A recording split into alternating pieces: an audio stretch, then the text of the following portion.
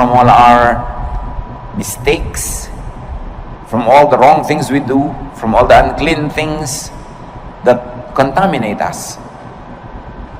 Patawarin niyo po kami sa aming mga kasalanan, punuan niyo ang pagkukulang namin, at ngayon, puspusin niyo kami ng inyong Espiritu para matuto kami nitong napakahalagang kakayanan na magkaroon ng kapayapaan at pagpapahinga.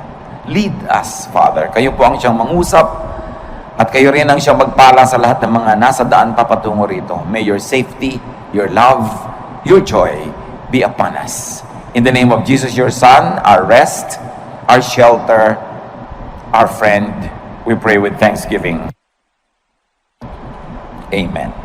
How to rest and relax. Sa mga relihiyosong tao, kuminsan akala nila kasalanan yung magpahinga. Kasalanan yung mag-relax.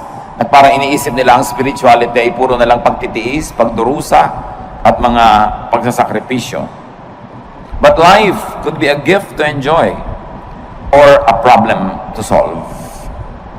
At kailangan sa simula pa lang, maaga pa lang, nililinaw na natin, ang buhay ba na bigay ng Diyos ay itatrato natin na isang regalo na dapat nating ipagpasalamat at lasapin, o ito isang problemang dapat lutasin. With that kind of mentality, you will already be standing on one side of the fence if you were going to be restful or anxious in life. John 16:33, Jesus says, I have told you this so that you might have peace in your hearts because of me. While you are in the world, you will have to suffer. But cheer up, I have defeated the world. Napaka-relevant po sa buhay natin mga kapatid, itong mga verses na ito.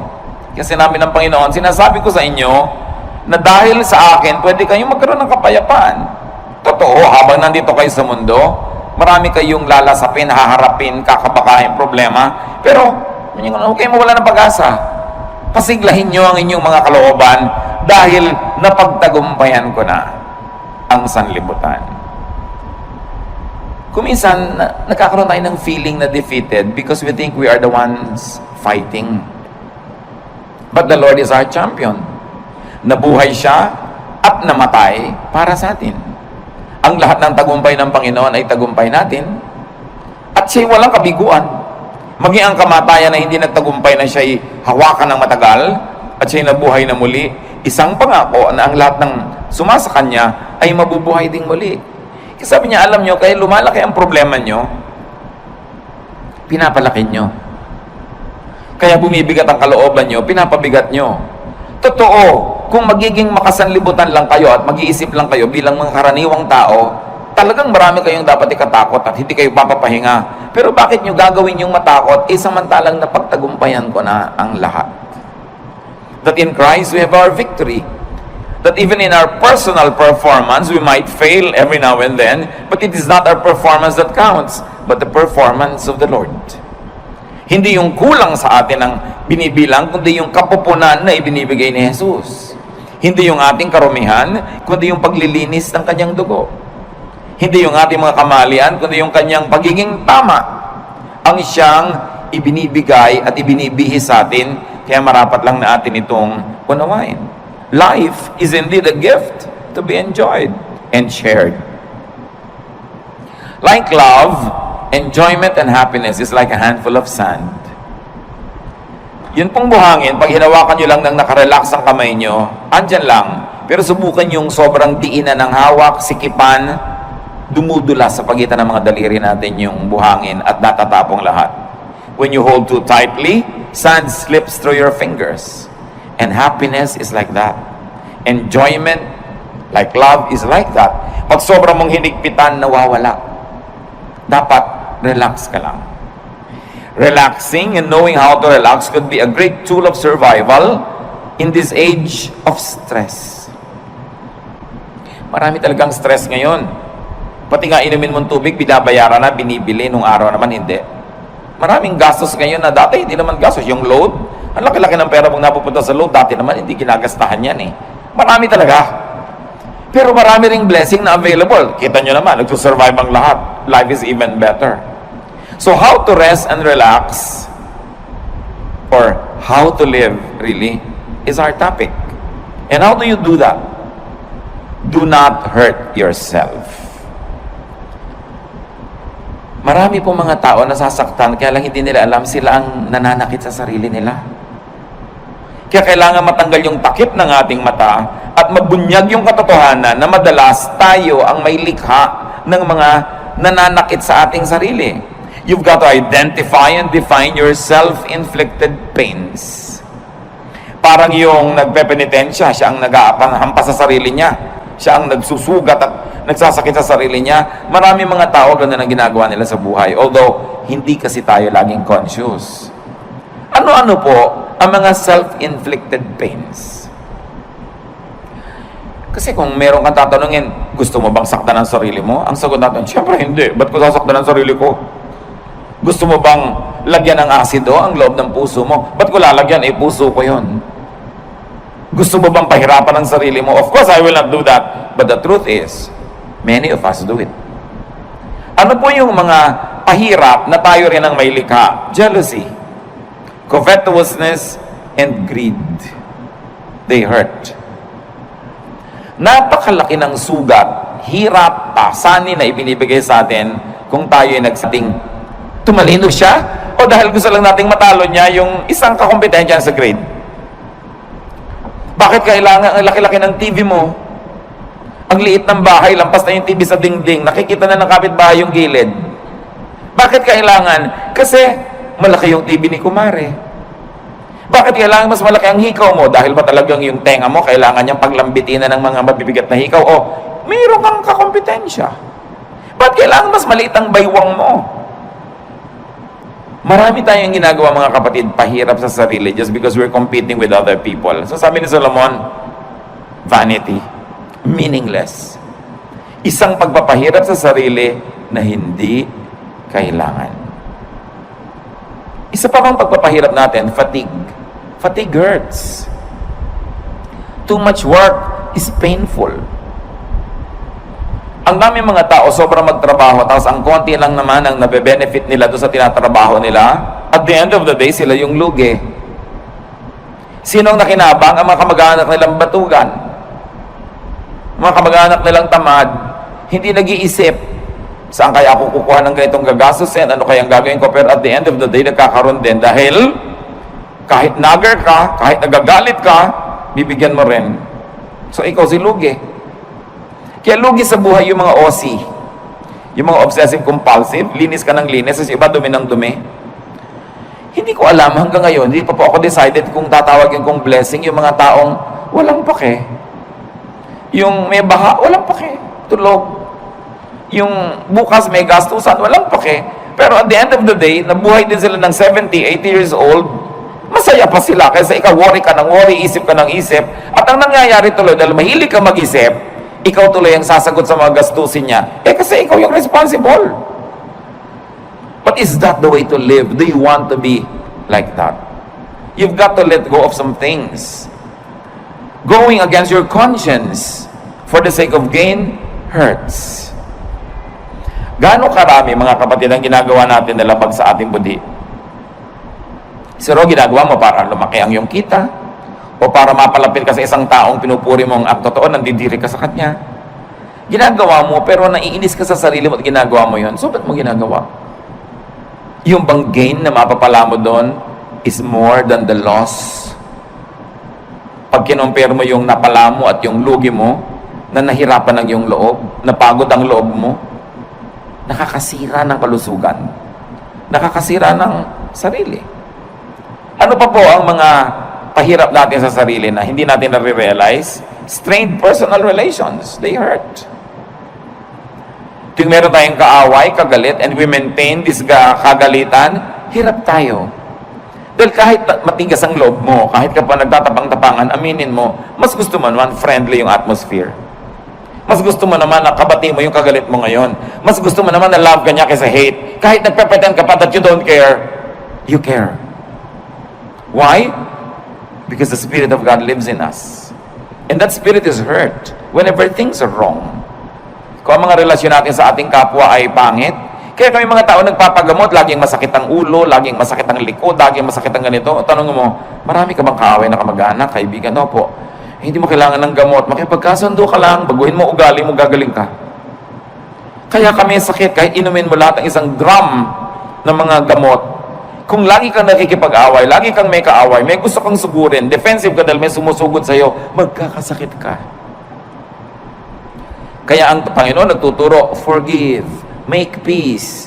Sa palagay niyo, nagtuturo siya para tayo lugihin? No. Nagtuturo siya ng ganoon kasi alam niya, when you forgive, you relax. When you make peace, you relax. And when you relax, you will get well, even if you're sick. Or you will not get sick. And then it's to your advantage. Lahat ng turo ng Panginoon, hindi para tayo madehado. Doon tayo panalo. Ang tulo ni Satanas, yun ang mahirap. Yung dapat ikaw ang panalo. Talunin mo siya. Dapat mas mataas ang score mo. Dapat mas mayabang ka sa kanya. Dapat mas malakas ka. Hindi ka mapapahinga. Pag lagi ka nakikipag-compete. And these are usually the burdens of and deception in highly professional vocations or in competitive endeavors. Yun ang pinag-usapan natin. Kaya nga kuminsan meron tayong kapatid o pinsan na masyadong baliwala, yung sobrang bahala na, sobrang hindi siya nag-aalala. Ang totoo, mas minsan humahaba pa yung buhay niya kaysa sa'yo.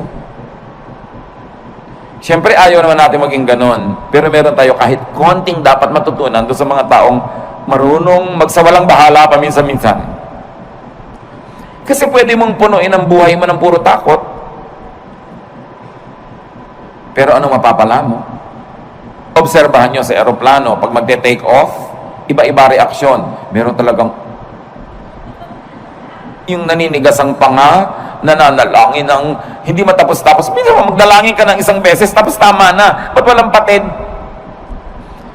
Para ka nalang laging natatakot, nagtitake konting tagtag ng aeroplano, takot at takot. Meron naman, kain ng kain, may natutulog. So, pare-pareho rin yung darating. Kung 1 oras kayo sa loob ng aeroplano, o 5 oras, o siyam, pare-pareho rin naman kayong lalabas sa aeroplano na yung pag nag-landing, pero ikaw hindi ka nag-enjoy kung warrior ka. Because it's in your mind. Kaya nga po sabi ko doon sa mga laging natatakot, to myself included sometimes, when you get tempted to be afraid, may kilala ka na ba? Personal na kilala mo na namatay dahil sa plane crash? Wala pa akong natatawang na yes ang sagot. May kilala ka nang namatay dahil nabundol ang tricycle? Meron.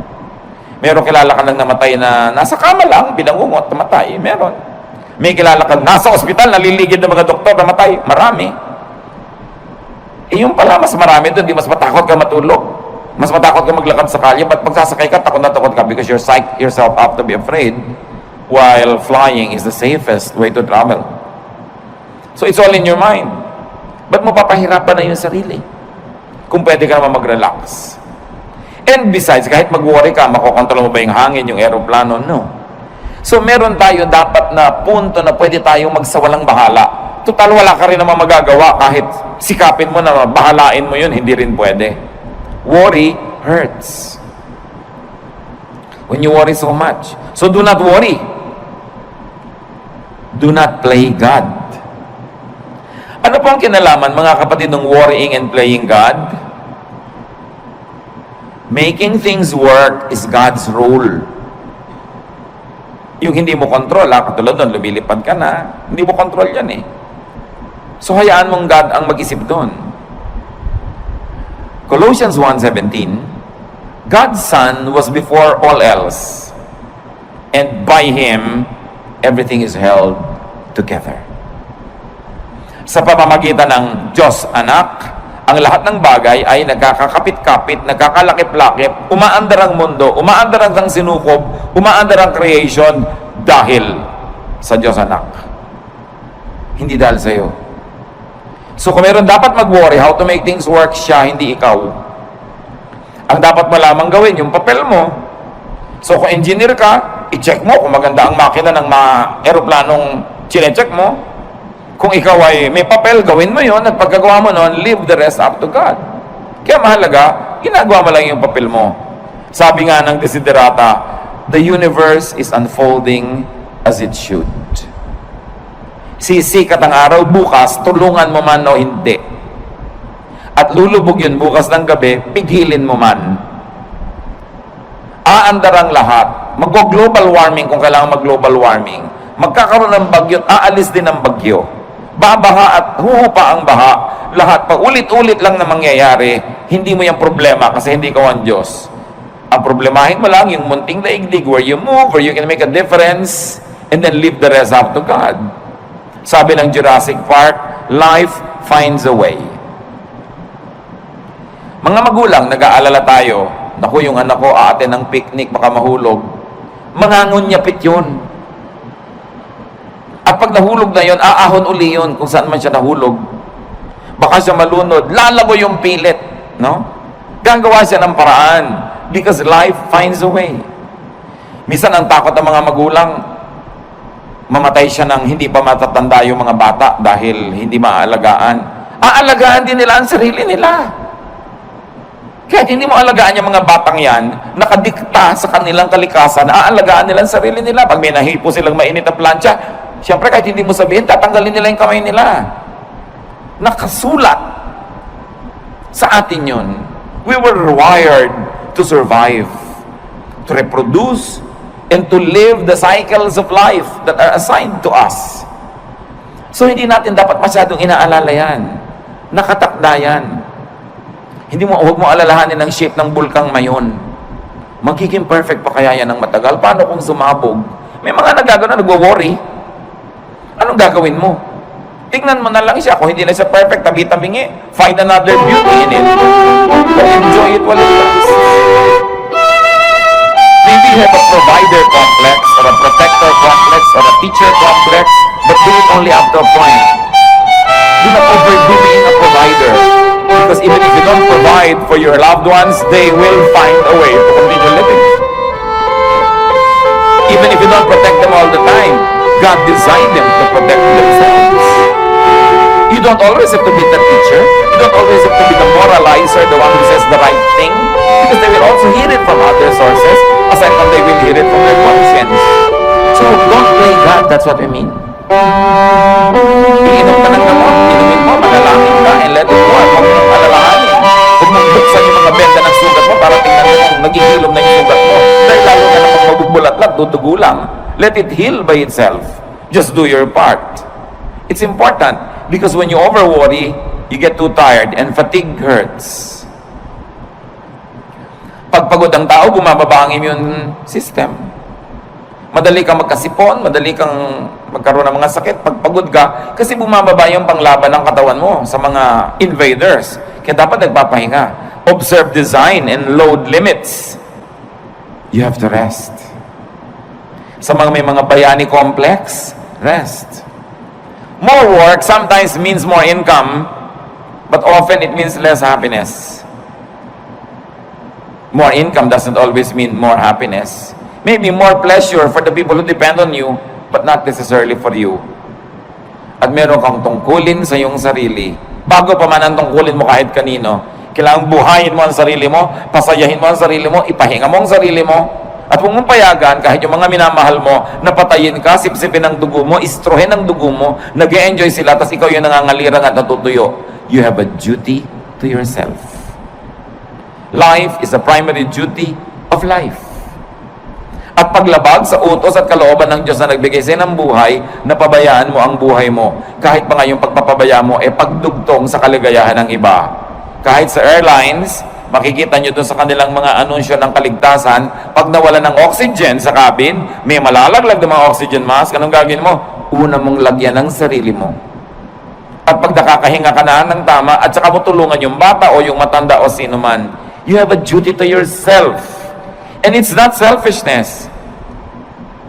You were wired and created by God to protect the life that was assigned to you to protect. Yung ibang tao, ipoprotect nilang life nila. Sometimes we are overprotective But they will protect themselves because they too were wired to protect themselves. So do not overwork yourself. Rest from overwork. Learn appropriate contentment with what you make. Yung mga iba, lalo mga professionals, may kasabihan nga ngayon, dahil alam nyo sa Korea, South Korea, sobrang modernization at sobrang materialism tuloy dahil doon, dahil puro pera, may kasabihan ngayon doon, A Korean man gets stomachache when his cousin builds a new house. Dahil naiinggit siya, bakit may bago siyang bahay? Anong problema ko? Ba't di ako nakakapagpagawa? So papagawa din siya. The competitiveness is too much. That's why one of the highest rates of suicide dyan. Dahil sa competitiveness. 1 Timothy 6:6-7. And religion does make your life rich by making you content with what you have. We didn't bring anything into this world, and we don't take anything with us when we leave. Sabi dapat kontento ka kung anong meron ka. Hindi sinabi na kung ano na lang nandyan pwede na. Kasi itinuro, 6 days you shall work, and on the 7th you will rest. So it follows that you will really achieve, that you will acquire, that you will amass, and you will have. But the point is, be contented with what you naturally have.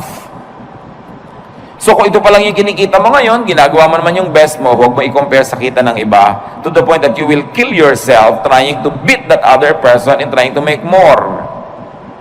Kaya nga sa mga highly professionalized fields, totoo yan, ang daming may ulcer, ang daming may insomnia.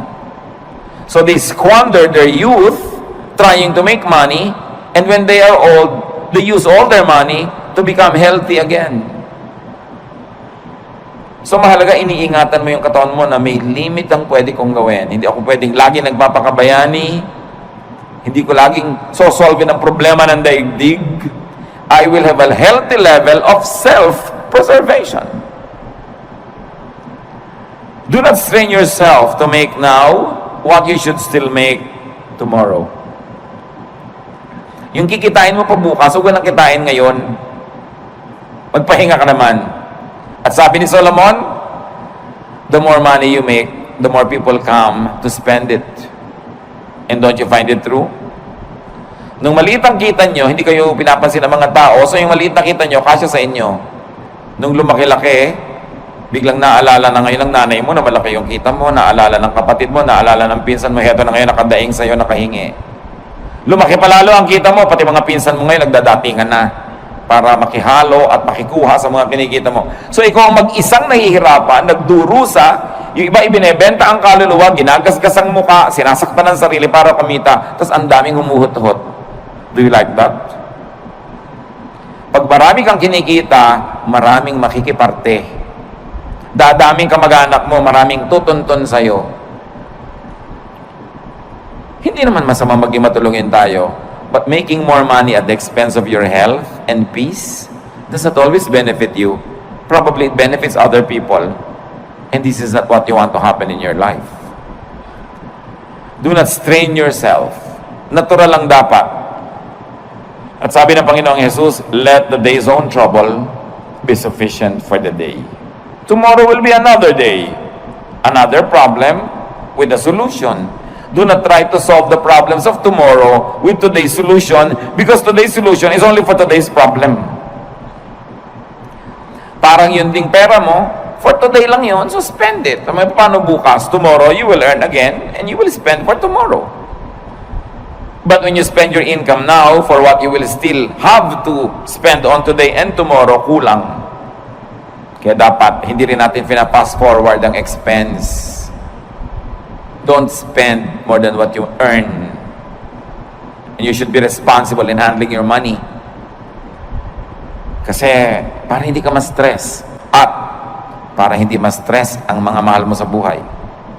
Kasi kung minsan sobrang kang relaxed, kaya namang pala nagkakaganon, ang sobrang nahihirapan yung kasambahay mo.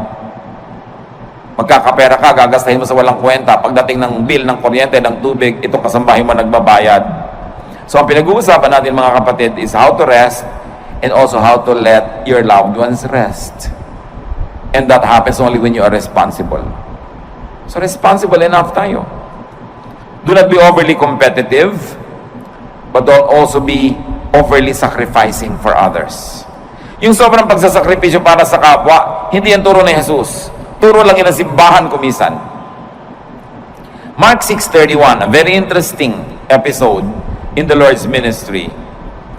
But so many people were coming and going that Jesus and the apostles did not even have a chance to eat. Then Jesus said, Let's go to a place where we can be alone and get some rest. Sasabihin ba, very un-Jesus yata? Ang daming tao na kailangan pakainin.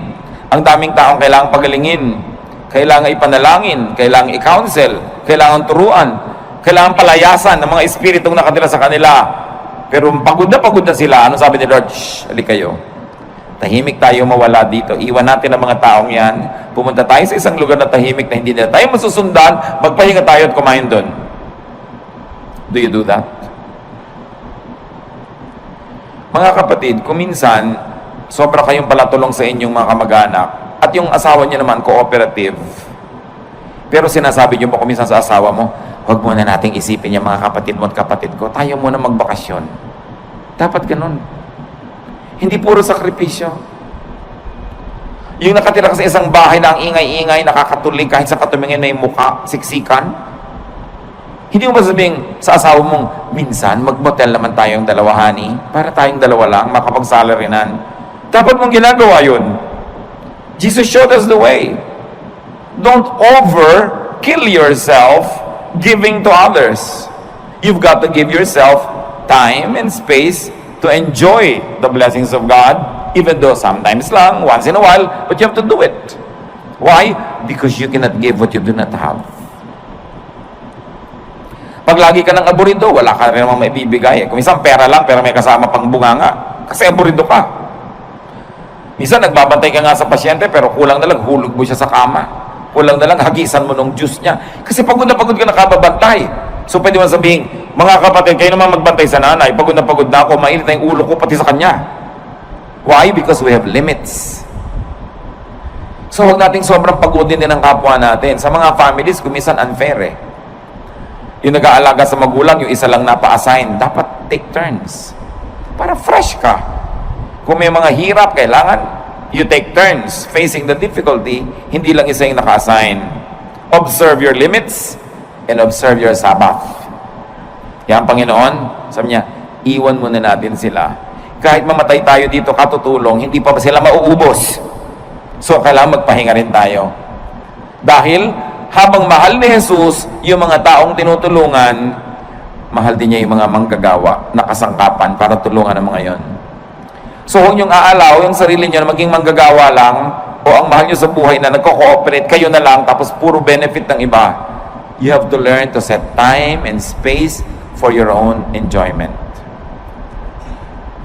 Every day, every week, every month is long enough for you to have that private, pleasurable moment. We all need that to keep our sanity. Para hindi ka mabaliw. Kaya yung nasosobrahan, hindi ba, kinakausap na ang butike, nakikipag-chess na sa anino, at nakikipagtalo kung sinong nanalo. Why? Wala man lang pahinga. Walang relaxation. Another self-inflicted pain is anger. Anger hurts. Gaano karaming kalusugan natin nasisira dahil nagalit tayo o nananatili tayong galit. Tuwing galit ka, nagdurusa ang iyong katawan. So, ang totoo nun, ikaw nagpaparusa sa sarili mo. Kaya yung magagalitin, mga kapatid, huwag na kayo makipag-away. Yun lang sila nagagalit sa inyo. Yun na ang parusa sa kanila. Kasi napakalaking parusa sa katawan, sa isip, sa emosyon na magalit. So, contain or avoid anger. And once more, don't play God. Why do I say that? Because anger is the prerogative of the perfect. Dapat yung perfect lang nagagalit. Yung author ng perfect moral law, pag na-break yun, dapat siya magalit. Siya yung author eh, siya yung Diyos. Yung author ng natural law, siya dapat magalit when it's broken. Pero tayo, hindi naman author eh. Nakikibasa lang tayo. You are not perfect. You are not the author of morality or life. You are just a fellow creature, a fellow beneficiary and traveler, a fellow seeker, in fact, a fellow sinner. Kaya wala kang karapatang magalit. Isipin niyo mga kapatid, ano mga kinakagalit nyo? Kayo ba, Diyos? Ano mga kinakagalit natin? Perfect ba tayo? So may imperfection yung tao, pero perfect ka ba? Besides, you were not designed to be angry. Nung nilikha tayo ng Diyos, hindi niya tayo dinesign na magalit.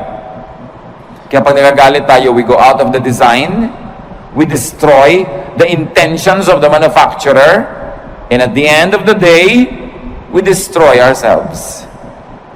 Hindi bagay sa atin magalit, hindi tayo dapat nagagalit. Your bodily system goes awry when you get angry. Nagkakasira-sira, nagkakawasak-wasak ang nervous system, electrical and chemical balances of your body naiiba pag nagagalit ka. Kaya mga ibang nagagalit, they become, sabi nila, temporarily insane. Nakakapatay. Traffic altercation, nakakabaril ka ng kapwa, tapos makukulong ka forever. Dahil lang nagalit ka. That's why galit should be controlled. And your bodily system, including your soul, gets damaged when you stay angry. So dapat hindi magalit, at tapos kung nagalit na, dapat hindi tagalan. Kaya ang sabi sa Bible, do not go to bed while you're still angry. Do not let the sun go down on your anger, which means, huwag mong patagalin yan. Pero yung merong nagdaramdam sa inyo, 7 taon na, gusto nyo bang tumapak kayo sa tamtax at huwag nyo alisin sa talampakan nyo ng 7 taon? Ito yung naglalakad kayo, kumikirot, dumabaon, nagnanana. Higit pa ron pag meron kayong galit na kinikimkim sa puso. Dahil hindi lang talampakan na naapektuhan na inyong puso, ang inyong isip, ang inyong emosyon, relasyon sa kapwa, relasyon sa Diyos, kalusugan. It is foolish to remain angry. So, don't remain angry dahil kayo banal. Pero kung hindi kayo banal, at least be intelligent. Still don't be angry. Because it's not good for you. Huwag kayong magkimkim ng mga sama ng loob. Ibulalas nyo kung kailangan ibulalas, o ipatawad nyo na lang, pero huwag nyong kimkimin. Huwag nyong kimkimin. Nararanasan nyo na ba na mapapadighay kayo, hindi nyo maidighay-dighay? Di ba ang hirap kimkimin? Subukan nyo magkimkim ng sinok. Ang hirap. At yung mga kinikimkim pa natin, mga kung ano mga sama ng loob, may LBM kayo, kinikimkim nyo, ayaw nyo ilabas, ano mangyayari sa inyo? Di ba alam nyo mangyayari sa inyo? Masahol pa ron ang galit. But Satan is so deceptive that we don't realize that simple anger is destroying us. Pag nakita mo yung tao, tumataas ang presyon mo. Pag naalala mo siya, nawawalan ka ng ganang kumain. Baka maging violente ka pa. Lugi ka. So rest and relax. Rest your body, your senses with pleasure and beauty. Kaya kailangan natin ng kagandahan. Kailangan natin ng kasiyahan. Observe the human body. It's really a fun machine. Pag tinignan mo ang bawat bahagi ng iyong katawan, it's a fun machine. It was designed for sensual experience, which religion demonizes, but the law of nature is the purest law of God. So ginawa kanya ang body mo na may mga kiliti, may mga saya. Bakit pagka inom ka, mayroon pang masarap na temperature? Pagkakakain ka, may masarap na lasa? May tamang alat, tamang asim? Bakit pag may tinitingnan ka, dapat maganda yung shape, tama yung kulay? Pag may pinapakinggan ka, hindi noise, dapat music. Bakit nilagyan tayo ng Panginoon ng iba't ibang senses for us to enjoy those senses? So, you relax your body with beauty. Nililinis mo ang bahay mo para maganda, mabango. Nililinis mo ang kapaligiran, inaayos mo. It's great therapy.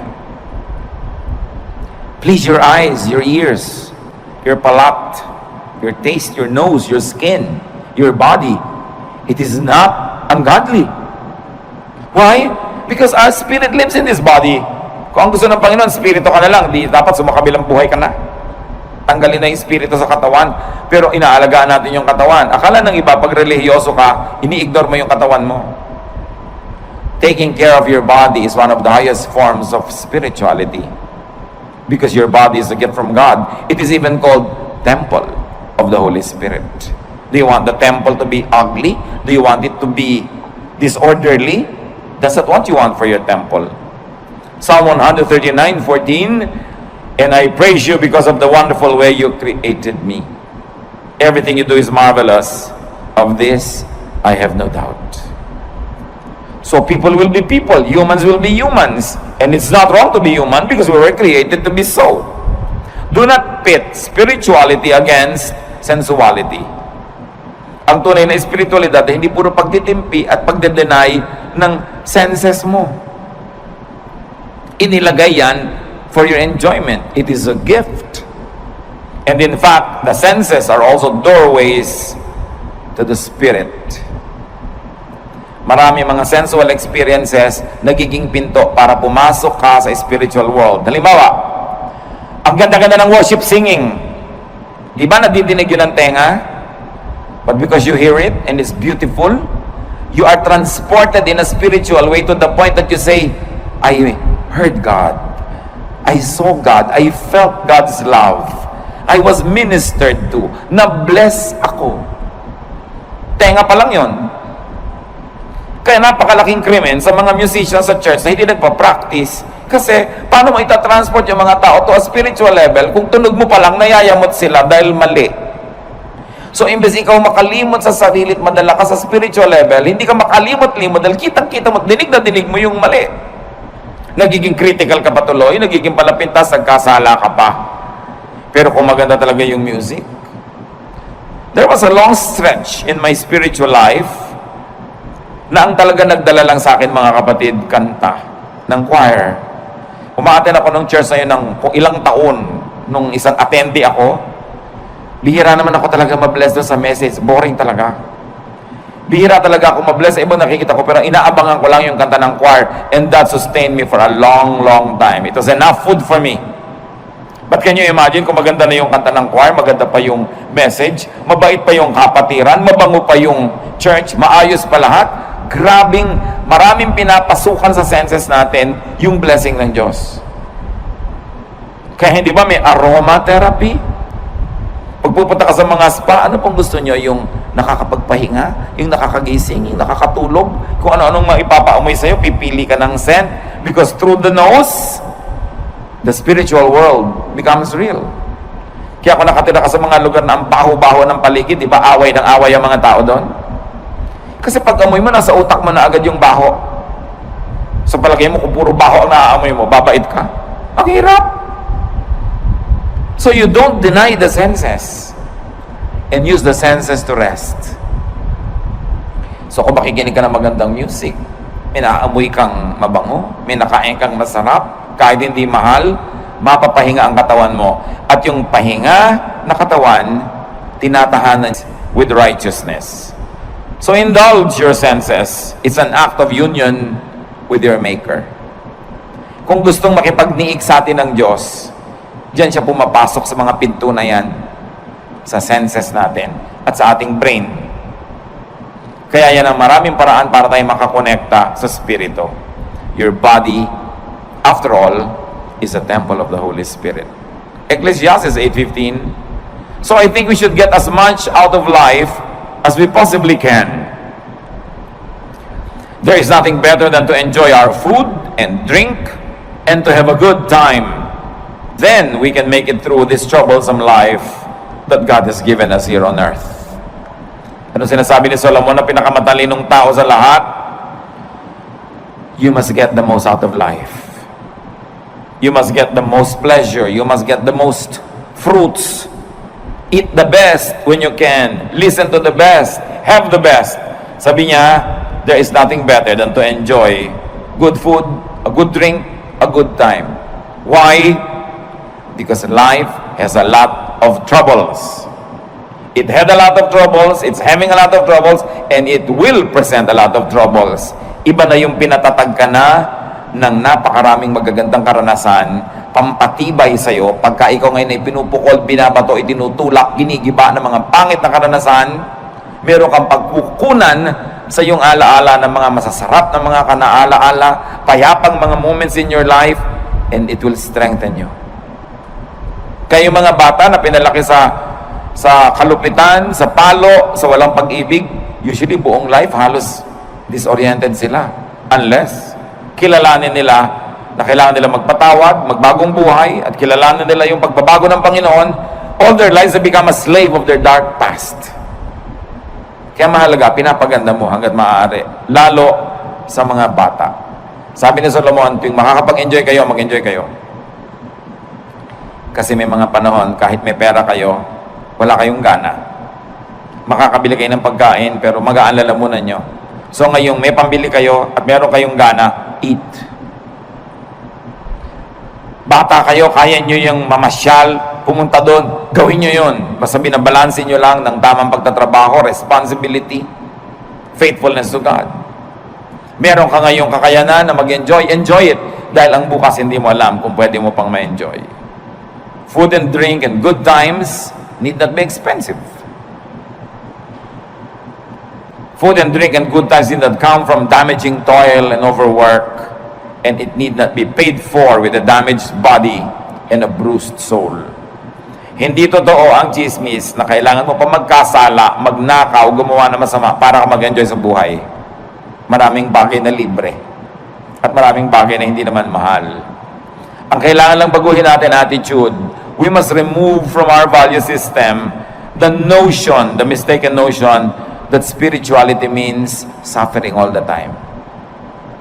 If God likes you to suffer, bakit niya lagyan ng nerve endings ang iyong katawan that is meant for enjoyment? Because God likes us to have a good life. No eye has seen, no ear has heard, no mind has conceived what God has prepared for those who love Him. Another way to relax and how to live is to rest your spirit by doing good.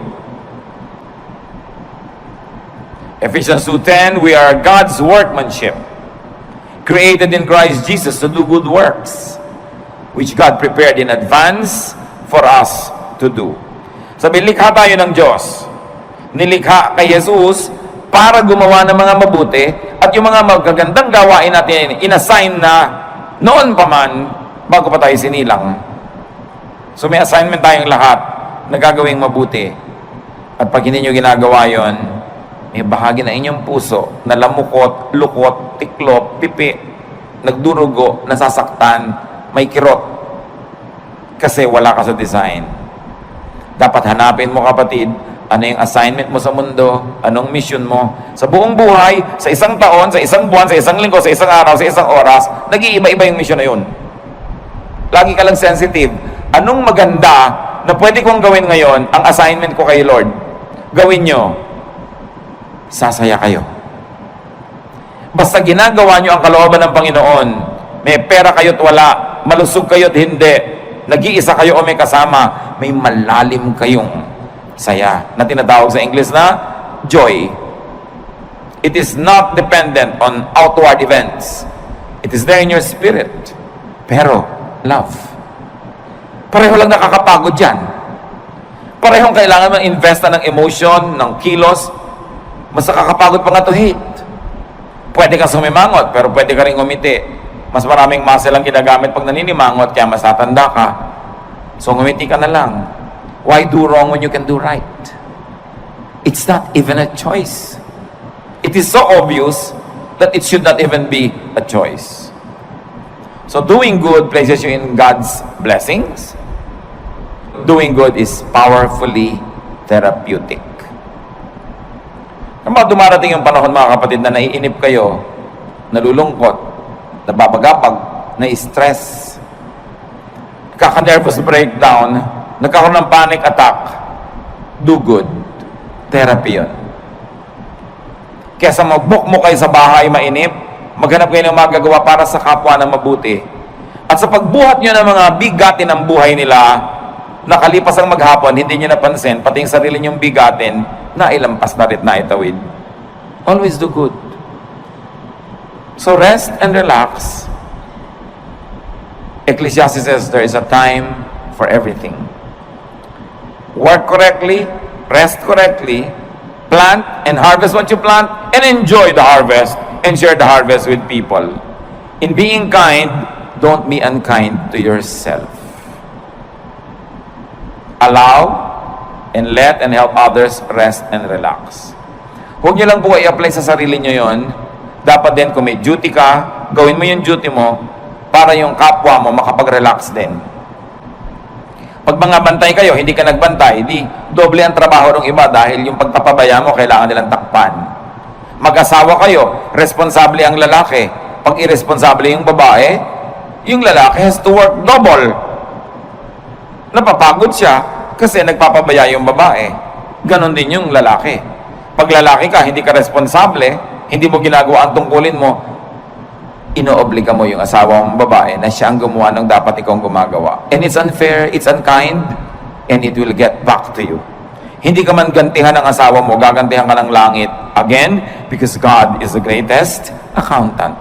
Debit, credit, balance. Magbabayad at magbabayad ka. Sa pagpapahinga natin, mga kapatid, tiyakin ninyo na hindi naman kayo nagiging pabigat sa iba. Baka sobrang pahinga na yan. Kailangan responsible ka. And you must let others rest too by being responsible. Ama namin sa langit, salamat sapagkat pwede kami magpahinga. Maraming dahilan para kami mabahala, maguluhan, malito. Pero may isang dahilan para kami makarelax. At kayo yon. You are our God. You are our Creator. You're the author of life.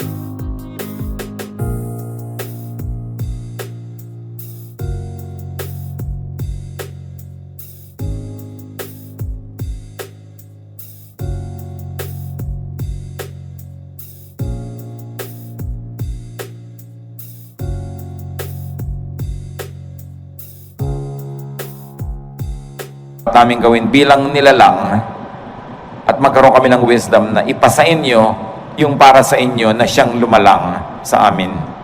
That we should just be responsible humans but not play God. We should observe our limits and enjoy